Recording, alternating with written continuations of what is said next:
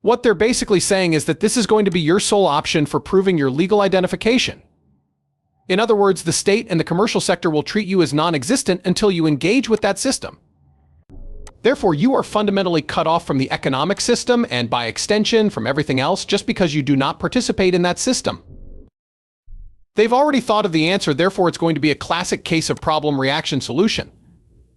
Their goals for the future have already been defined.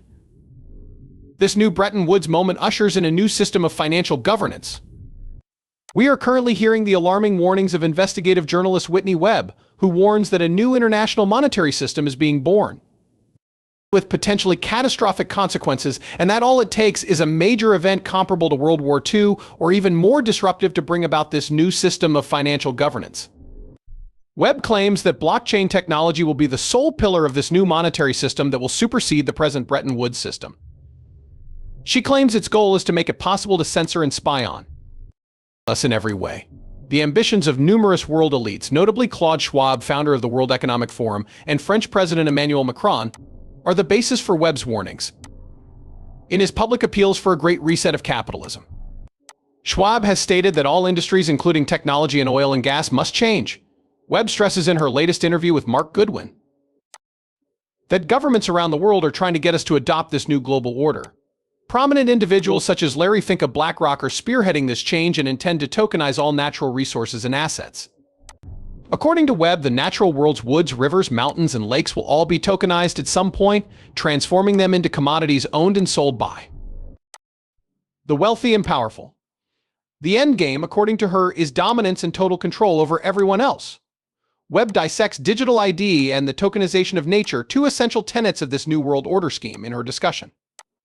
She cautions that the elites, including Schwab, are about to accomplish their lofty goals and might employ a disaster comparable to World War II to establish the new monetary system. Since digital IDs aren't exclusive to the banking sector, I believe they play a crucial role in facilitating surveillance by allowing authorities to track individuals' every move at the transactional level and adjust their level of micromanagement accordingly. A person's travel, health, employment, educational, telecommunications, social media, and internet records are all part of this. In this new age of artificial intelligence, they can combine all that data, analyze it, and, depending on their approach to developing the AI algorithm, they have the potential to exert unparalleled control over individuals. There was always an intention for the digital ID, the CBDC, and the private sector equivalent scheme to be one and the same system, in my opinion, so there are WE1 documents by AIs, papers, and those from link groups that have been involved in this for a long time that basically portray one as necessary for the other. Utilizing language indicating that this is inclusive, basically the entire argument in favor of digital ID is that everyone requires a legal ID in order to have access to necessary services, correct? His prior points about banking the unbanked and the necessity of everyone being a part of the system are closely related to this viewpoint. On the other hand, these systems operate inherently in an exclusive manner. They have basically stated that this is the only method to verify your legal identification given the way they are set up. According to the state and the commercial sector, you effectively cease to exist if you do not engage with that system. Therefore, you are fundamentally cut off from the economic system and, by extension, from everything else just because you do not participate in that system. Therefore, you are either excluded from everything or you must join the monitoring state. The marketing is trying to make it sound inclusive, but the reality is that it is deeply exclusive. Without a doubt. When this mechanism is activated, how exactly? In what ways may we enter the Mark Carneyism when they claim this is the new Bretton Woods movement? It's almost like they're giving it away.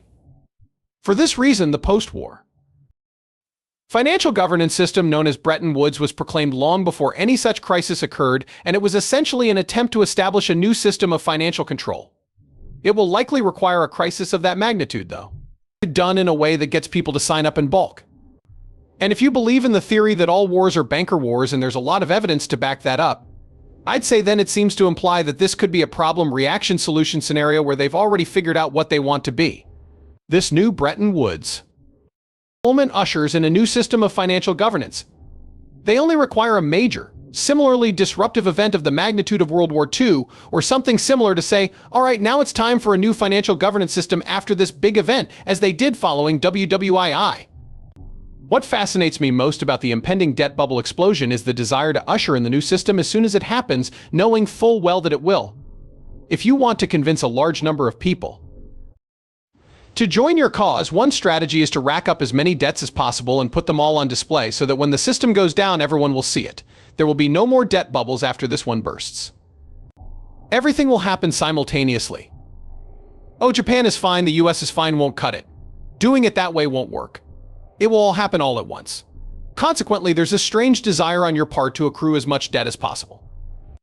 Brief moment before the bubble was burst by the pin. One option is to propose that you and the other party pay off each other's debts individually. Anyone interested in joining this new universal tokenized ledger can do so by registering here, taking a selfie, and providing biometric information. Finally, you've arrived. Apparently, there appears to be a problem with Larry Fink's situation specifically. An objective, well, a lofty aspiration to create new types of assets that can be utilized to sustain their current business. Model for millennia.